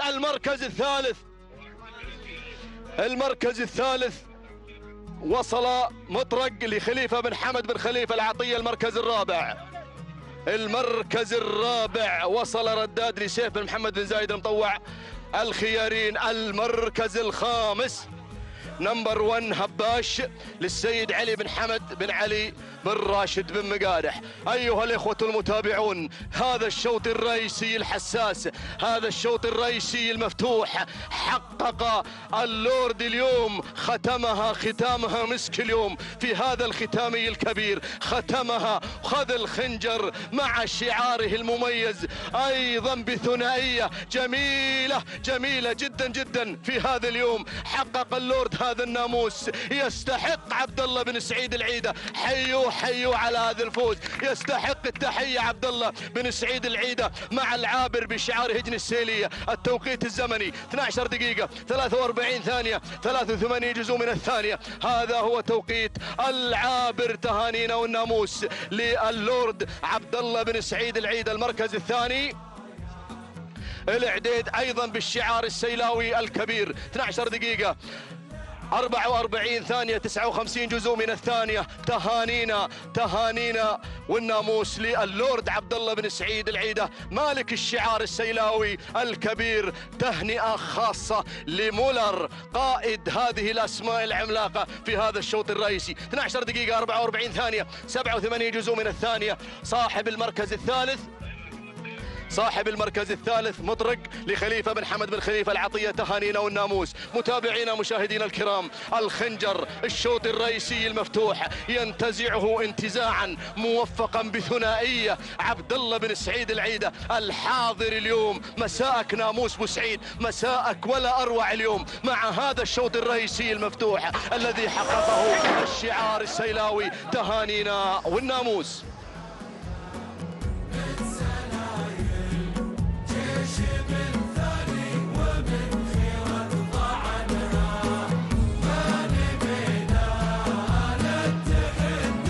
بسم الله الرحمن الرحيم. بسم الله نبدأ وبه نستعين ومنه دوما نطلب التوفيق والسداد والنجاح. مشاهدينا الكرام، متابعينا في كل مكان، أسعد الله مساءكم بكل خير وبركة. تتواصل منافسات هذا المساء وأشواطه الرئيسية، أشواط الذهب، أشواط الرموز الغالية ضمن هذا المهرجان، مهرجان المؤسس الشيخ جاسم بن محمد بن ثاني طيب الله ثراه. على بركة الله مشاهدينا الكرام، ينطلق ثالث أشواطنا، شوط خاص بالزمول العمانيات، شوط مفتوح بإشعارات أصحاب السمو الشيوخ والسعادة. على بركة الله مشاهدينا الكرام، تنطلق هذه الأسماء باحثة عن الخنجر، الخنجر الذهبي زايد الرنج روفر، في الانتظار للفائز بالمركز الأول. أبدأ مع البداية، أتابع الصدارة، أتابع أول المراكز. مناور هنا على البداية لهجن الشحانية، ينطلق مناور بتضمير جابر بن سالم بن فاران، يتقدم على أول المراكز، بينما أتابع معارك القادم مع ثاني الأسماء لهجن الشحانية بمتابعة وتضمير المشاغب محمد بن خالد العطية، بينما أتابع القادم في هذه اللحظات وصول من بصيحان، يصل مع ثالث المراكز لهجن الشحانية، يتواجد بصيحان بثالث الأسماء، ويتابع في التضمير محمد بن خالد العطية، بينما أتابع وصول من هزام لهجن الشحانية بمتابعة محمد بن خالد العطية مع رابع المراكز وخامس الأسماء. أتابع من الجانب الآخر وصل زاهي لهجن الشحانية، يتابع في التضمير جابر بن سالم بن فاران. هذه الأسماء مشاهدينا الكرام الخمس الأولى في هذا النداء، في هذا التحدي، في شوط الخنجر، خنجر العمانيات، خنجر الذهب. الله الله الله الله، يا البداية والصدارة. أتابع البداية، أتابع الانطلاق مع مناور على الصدارة. مناور يبدأ هذه المناورة، يتقدم في هذه اللحظات مناور لهجن الشحانية، ويتابع في التضمير الشبل جابر بن سالم بن فاران هنا على البداية،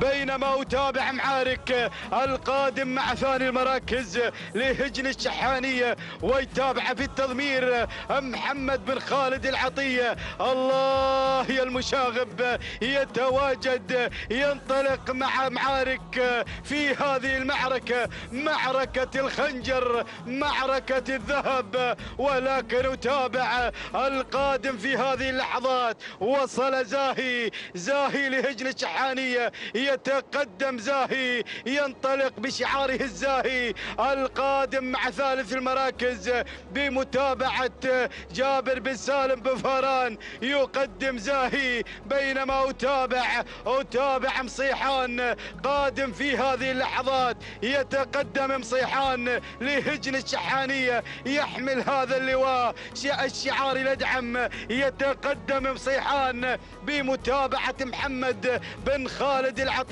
يقدم بصيحان مع رابع المراكز. وصل هزام،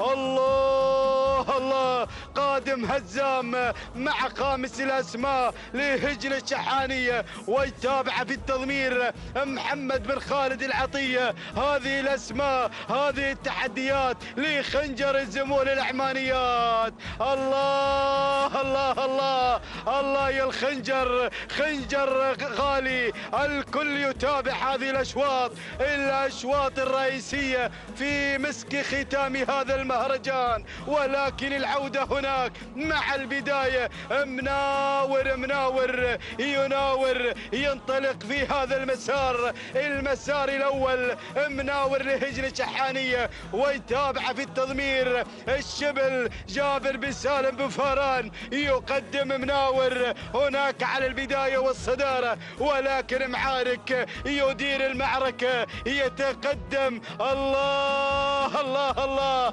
الله يا المشاغب، هناك مع معركة الكبار يقدم معارك بشعار هجن الشحانية مع ثاني المراكز محمد بن خالد العطية، ولكن أتابع الأسماء، أتابع الشعارات. الله يا القادم، أتابع التقدم. وصل هزام لهجن الشحانية بمتابعة محمد بن خالد العطية، يتقدم مع ثالث الأسماء، بينما أتابع مصيحان مع رابع المراكز. وتقدم في هذه اللحظات هنا من زاهي لهجن الشحانية بمتابعة جابر بن سالم بن فاران، يقدم زاهي. وهناك مصيحان مع خامس الأسماء بمتابعة المشاغب محمد بن خالد العطية في هذا الشوط، في هذا التحدي. الله يا الخنجر مشاهدينا الكرام، خنجر الذهب، خنجر العمانيات بين هذه الأسماء، بين المضمرين. الله، ولكن أتابع قالط، وصل قالط أحد الأسماء القوية، يتقدم في هذه اللحظات قالط لهجن الشحانية، ويتابع في التضمير محمد بن خالد العطية. الله يا الأسماء بدأت تقترب، وهناك كفو يتقدم في هذه اللحظات لهجن الشحانية. الله الله الله يا الأسماء، ولكن أعود مع الثنائية، أعود مع مناور على الصدارة لهجن الشحانية، ويتابع في التضمير جابر بن سالم بن فاران. ومعارك هناك، معارك يلازم مناور على الصدارة في هذا الانطلاق، في هذا التحدي الثنائي. هناك مناور ومعارك لهجن الشحانية، ويتابع في التضمير المشاغب محمد بن خالد العطية قادم في هذا التحدي. ولكن الله، بدأت التحركات، بدأ زاهي بالاقتراب، بدأ بالتحرك نحو الخنجر زاهي لهجن الشحانية، ويتابع في التضمير جابر بن سالم بن فاران القادم مع ثالث المراكز، بينما أتابع قالط هنا مع رابع الأسماء، يتقدم في هذا الشوط القادم بهذا الشعار، يدعم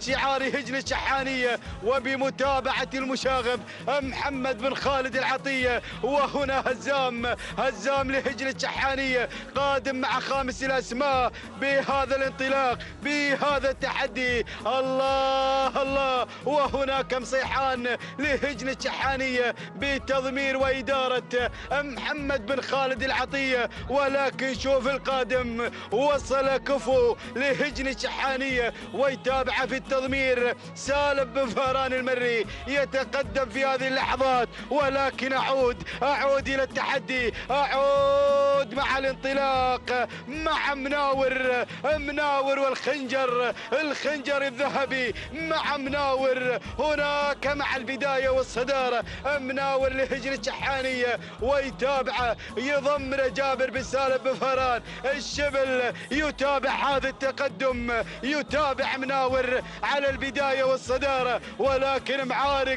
معارك يدير المعركة إلى هذه اللحظات، القادم مع ثاني الأسماء لهجن الشحانية بمتابعة محمد بن خالد العطية القادم في هذا التحدي. ولكن شوف وصل زاهي بشعاره القادم مع ثالث الأسماء لهجن الشحانية جابر بن سالم بن فاران، يتابع في التضمير، يقدم في هذا الشوط. الله يا زاهي قادم نحو الرمز، نحو الانتصار. وهناك أتابع رابع الأسماء، أتابع هزام لهجن الشحانية بمتابعة محمد بن خالد العطية القادم مع رابع المراكز. وأتابع الأسماء، أتابع قالط لهجن الشحانية قادم مع خامس المراكز بمتابعة محمد بن خالد العطية. ولكن الله، شوف القادم، وصل الذهبي هنا مع كفو لهجن الشحانية، ويتابعه الذهبي سالم بن فاران المري. ولكن أعود إلى الصدارة. أعود مع مناور على الصدارة. مناور مشاهدينا الكرام، بدأنا بالاقتراب ومناور معارك ومناور، ولكن معارك في شوط المعارك، في المعارك. الله الله، معارك لهجن الشحانية. الله يا المشاغب يقدم معارك، ولكن شوف القادم وصل هزام القادم في هذه اللحظات نحو الخنجر بالإضافة إلى الرانج روفر فوج. الله يا القادم، الله يا التحديات، خنجر الذهب. الله مع الكيلومتر الأخير، الكيلو الخطير. المعارك معارك مع الصدارة لهجن الشحانية بقيادة المشاغب محمد بن خالد العطية يقدم معارك مع الصدارة، ولكن زاهي قادم. وصل هزام لهجن الشحانية القادم مع ثاني المراكز بقيادة المشاغب محمد بن خالد العطية. غادر بالخنجر، غادر بالذهب. الله يا أبو خالد على هذا الأداء، الله على هذا الانطلاق. هنا هجن الشحانية الشعار الأدعم، ثنائية بقيادة العطية. الله معارك وهزام ومعارك في المعارك. الله يا معارك، غادر وخطف الخنجر، خنجر الذهب. سجلوه مع معارك الذهب مع معارك. تهانينا والناموس لهجن الشحانية، ومشكور يا المشاغب من قدم لنا معارك في شوط الخنجر. خنجر العمانيات يسجل مع معارك مع شعار هجن الشحانية. تهانينا والناموس لهجن الشحانية والقائمين عليها. والثانية للمشاغب محمد بن خالد العطية من انتزع الخنجر، خنجر العمانيات. ثاني المراكز وصل هزام لهجن الشحانية بقيادة محمد بن خالد العطية. ثالث المراكز وصل زاهي لهجن الشحانية بأيضا تضمير جابر بن سالم بن فرام. بينما وصل في رابع المراكز مشاهدينا الكرام، وصل طماع في رابع المراكز لهجن الشحانية. وخامس المراكز وصل مناور لهجن الشحانية. هكذا كانت النتيجة، هكذا كان الخنجر، هكذا كان الذهب. ذهب مع معارك في أقوى معارك الزمول العمانيات. تهانينا والناموس لهجن الشحانية، والثانية للمشاغب محمد بن خالد العطية من قدم لنا معارك في هذا الشوط في خنجر العمانيات. تابعنا التحدي والمنافسة حتى اللحظات الأخيرة، واستطاع معارك أن ينتزع خنجر العمانيات. استطاع أيضا المشاغب أن يحضر أيضا معارك في هذا الشوط لينتزع الذهب. تهانينا والناموس لهجن الشحانية، والثانية لمحمد بن خالد العطية من قدم لنا معارك وهزام ثنائية في شوط العمانيات. هنا التوقيت الزمني مشاهدينا متابعينا الكرام، ولحظة الوصول 12 دقيقة 36 ثانية، 9 من الأجزاء من الثانية. تهانينا والناموس لهجن الشحانية، والثانية للمشاغب محمد بن خالد العطية. هزام وصل في ثاني المراكز ب 12 دقيقة 38 ثانية و57 جزء من الثاني. تهانينا والناموس لهجن الشحانية. كما نهني أيضا المشاغب محمد بن خالد العطية من قدم لنا هذين الاسمين في هذا الشوط، في شوط الخنجر، خنجر العمانيات. وصل في ثالث المراكز زاهي ب 12 دقيقة 45 ثانية 65 جزء من الثانية. تهانينا والناموس لهجن الشحانية، والثانية للشبل جابر بن سالم بن فاران. تهانينا والناموس للجميع. بسم الله الرحمن الرحيم. بسم الله وعليه سبحانه وتعالى نتوكل وبه نستعين.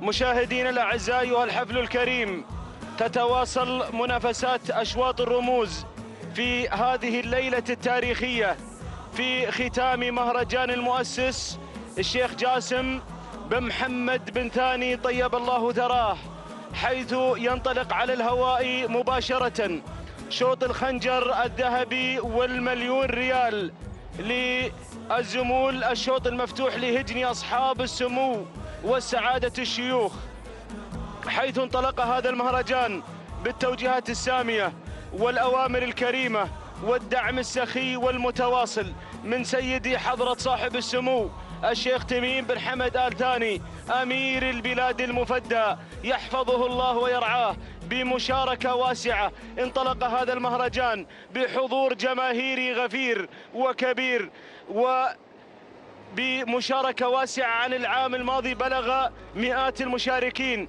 في هذا الموسم نتمنى لهم جميعا التوفيق.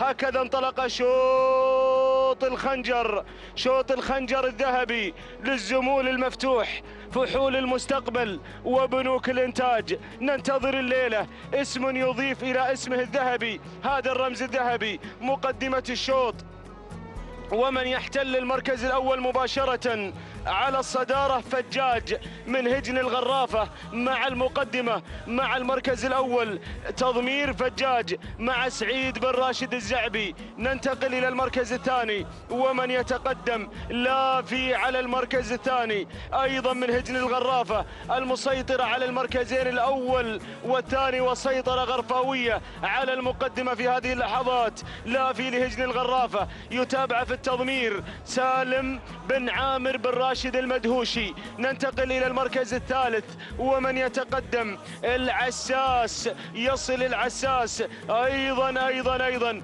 مع الشعار الغرفاوي المضمر سالم بن عامر المدهوشي المضمر المدهش. بينما دور المركز الرابع يصل البارود، يتقدم البارود في شوط الخنجر.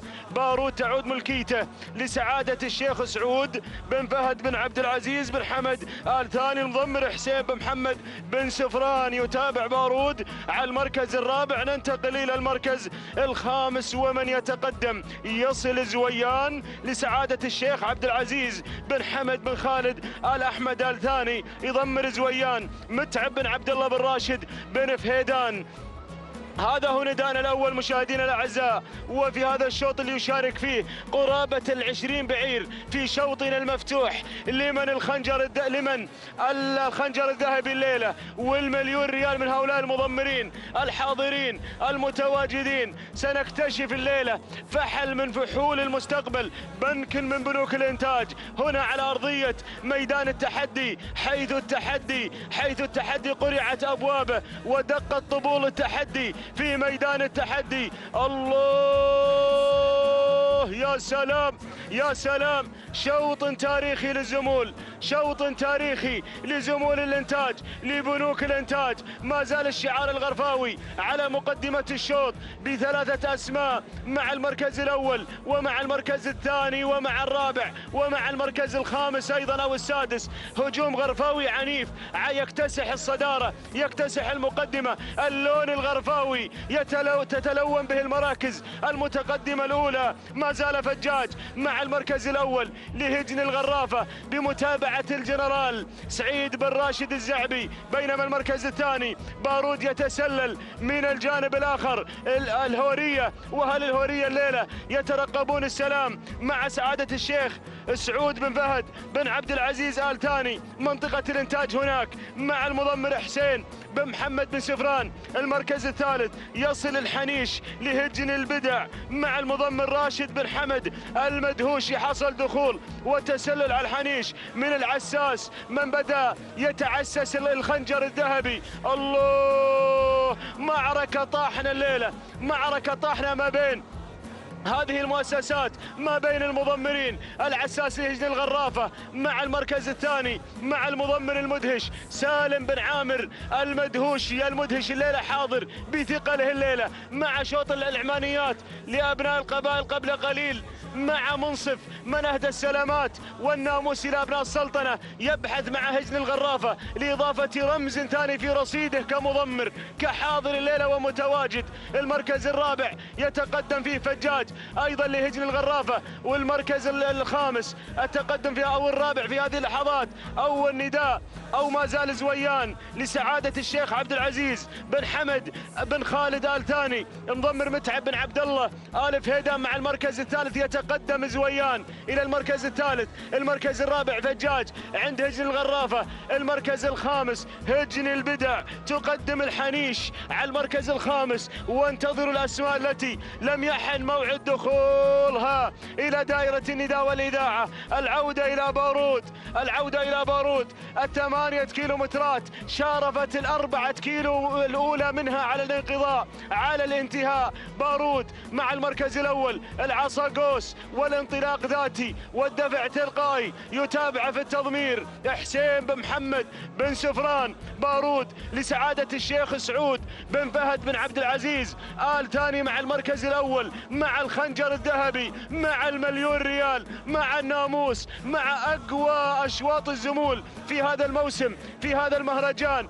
الله، بارود بارود بارود غادر لوحة منتصف المسافة، وأيضا بالاتجاه إلى 3 كيلو مترات الأخيرات الثقيلات الحاسمات على المشاركين. المركز الثاني يصل العساس لهجن الغرافة التابعة لسعادة الشيخ حمد بن جاسم بن فيصل آل ثاني. مع المركز الثاني انضم سالم بن عامر المدهوشي. زويان يصل على المركز الثالث لسعادة الشيخ عبد العزيز بن حمد بن خالد آل أحمد آل ثاني. متعب بن عبد الله بن فهيدان. يلا يا متعب، يلا يا متعب، شد الحيل والهمة، شد الحيل والهمة مع عمالقة التضمير، مع فطاحلة التضمير، مع خبراء التضمير والتسيير. المركز الثالث الرابع يتقدم فجاج يا فجاج. الغرافة مع فجاج مع المركز الرابع مع المضمر سعيد بن راشد الزعبي مع الجنرال في التضمير. يقدم لنا فجاج، بينما الحنيش يصل على المركز الخامس لهجن البدع. من أبدع الحنيش وأمتع في هذا الشوط الملتهب، في هذا الشوط الناري، في هذا الشوط التاريخي، في هذا الشوط المصيري، تحديد المصير من هؤلاء الملاك والمضمرين. الخنجر مع من؟ الخنجر المفتوح. وين بيروح الليلة؟ وين بيروح؟ وين بيروح؟ الأمور حتى هذه اللحظات في مصلحة بارود ومالك بارود سعادة الشيخ سعود بن فهد بن عبد العزيز آل ثاني مع المركز الأول المضمر حسين بن محمد بن سفران. يلا يا حسين، التركيز مطلوب. إذا هبت رياحك يا حسين فاغتنمها، فعقبى كل خافقة سكوني ولا تنسى من الإحسان فيها، فما تدري السكون متى يكون. جاوزنا وغادرنا 3 كيلومترات الأخيرات المتبقيات الفاصلات الحاسمات عن الخنجر الذهبي المفتوح. المفتوح بارود مع المركز الأول يرقص بالخنجر الذهبي، يرقص بالخنجر الزمول المفتوح في مهرجان المؤسس الشيخ جاسم بن محمد بن ثاني وحسين بن محمد بن سفران على أعصابه. ولك حق تكون متوتر يا حسين، لك حق تكون على أعصابك مع المركز الأول مع بارود، مع بارود في شوط الأعصاب، في شوط الأعصاب، في شوط الحكمة، في شوط التخطيط، في شوط التسيير. الله، الهجن الغرافة قادمة مع المركز الثاني، مع المركز الثاني وهجن سعادة الشيخ عبد العزيز بن حمد مع زويان. تقدم زويان لينتزع المركز الثاني انتزاعا بشعار سعادة الشيخ عبد العزيز بن حمد بن خالد آل أحمد آل ثاني. متعب بن عبد الله بن فهيدان في التضمير. المركز الثالث العساس يتقدم، العساس من هجن الغرافة مع المضمر المدهش المدهش المدهش. أدهشنا يا مدهش بانطلاقة العساس. المركز الرابع يصل في أول نداء، يصل النحاوي. مرحبا بالنحاوي، مرحبا بالنحاوي مع المركز الرابع. أول نداء للنحاوي المرشح أيضا لانتزاع هذا الشوط. يصل النحاوي مع هجن المرقاب مع سعود بن علي بالوحوش مع المضمر الماهر. يقدم النحاوي على المركز الرابع فجاج الغرافة مع المركز الخامس فجاج الغرافة، مع المركز الخامس مع سعيد بن راشد الزعبي الجنرال، مع المركز الخامس ينتقل إلى الرابع والنحاوي لهجن المرقاب، مع المركز الخامس عودتنا إلى بارود، عودتنا إلى بارود. اقتربنا من الخنجر الذهبي، اقتربنا من الخنجر الذهبي. يا حسين يا بن محمد يا بن سفران، بارود يبشر بالخير، يبشر هل الريان بالخير، يبشر هل الهورية بالخير. هذا الشعار الذي له العوايد، له الانجازات، شعار سعادة الشيخ فهد بن عبد العزيز آل ثاني. الله يا بارود، الله يا بارود، الله يا بارود، مع الخنجر الذهبي، مع الخنجر الذهبي. ولكن الغرافة تهاجم، وشعار سعادة الشيخ عبد العزيز قادمين، قادم زويان وقادم ايضا العساس على المركزين الثاني والثالث. ولكن بارود يقترب من الكيلو متر الاخير، يقترب من الكيلو متر المثير. الخنجر الذهبي، الخنجر الذهبي. بارود يا بارود، يا بارود، يا بارود، يا بارود، مع المركز الاول مع الخنجر الذهبي. نفتتح الكيلو متر الاخير. انطلق بارود الى الخنجر الذهبي، وانطلقت الزمول، وانطلقت الزمول. الله بارود، بارود، بارود، الخنجر الذهبي، الخنجر الذهبي. حتى هذه اللحظات مع بارود. هجن الغرافة تصل مع العساس، مع العساس، مع العساس، ويصل النحاوي. الله، هات لي لقطة على النحاوي يا مخرجنا العزيز. النحاوي، النحاوي اخترق حاجز الصوت وانطلق على المركز الثاني مستهدفا الخنجر الذهبي، مستهدفا الخنجر الذهبي. بارود، بارود، بارود، ما زال صامدا بارود. ولكن النحاوي وصلك، وصلك النحاوي. اصمد يا بارود، اصمد يا بارود. ولكن النحاوي الخنجر الذهبي، الخنجر الذهبي مع هجن المرقاب، مع هجن المرقاب. يا سلام يا هجن المرقاب، يا سلام يا هجن المرقاب. هجن المرقاب تنتزع الخنجر الذهبي. النحاوي، النحاوي مرهم، النحاوي مرهم للخنجر الذهبي،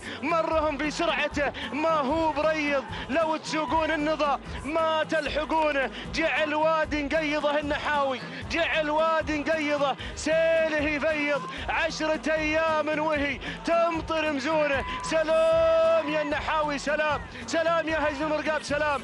الخنجر الذهبي المفتوح الى هجن المرقاب مع المضمر الماهر. سلام يا سعود يا ابن الوحوش يا هجن المرقاب. سلام لسعادة الشيخ فلاح بن جاسم آل ثاني على انتزاع هجن المرقاب للخنجر الذهبي المفتوح. سلام، تهانينا. والناموس تفوقت هجن المرقاب في الشوط المفتوح لتنتزع الخنجر الذهبي. تهانينا والناموس لهجن المرقاب ولمالكها سعادة الشيخ فلاح بن جاسم آل ثاني. والتهاني موصولة للمضمر سعود بن وحوش الوهيبي المضمر الماهر. المركز الثاني، المركز الثاني العساس لهجن الغرافة مع المضمر المدهش سالم بن عامر المدهوشي. المركز الثالث، المركز الثالث العابر لهجن الغرافة مع سعيد بن راشد الزعبي. المركز الرابع، المركز الرابع وصل فيه محتال لهجن الغرافة مع سالم بن عامر المدهوشي.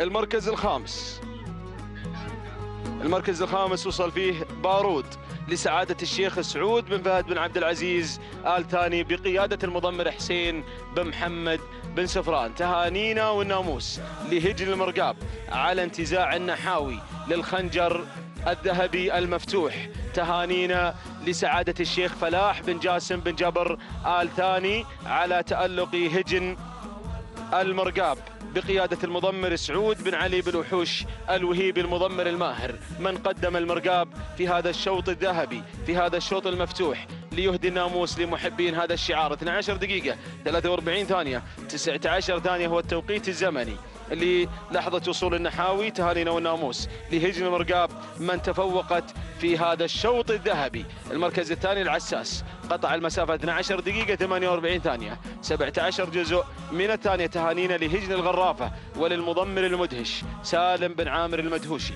المركز الثالث أيضا هجن الغرافة مع العابر قطع المسافة في 12 دقيقة 51 ثانية 16 جزء من الثانية. تهاني والناموس لهجن الغرافة وللمضمر سعيد بن راشد الزعبي. نصل مشاهدينا الأعزاء إلى ختام أشواطنا في الفترة الأولى، وبانتظار انطلاقة أشواط الذهب في تمام الساعة 3 مساء، ولكن أنقل الكلمة والميكروفون لزميل سالم بن ثامر القحطاني وضيوفه الكرام في الاستديو التحليلي.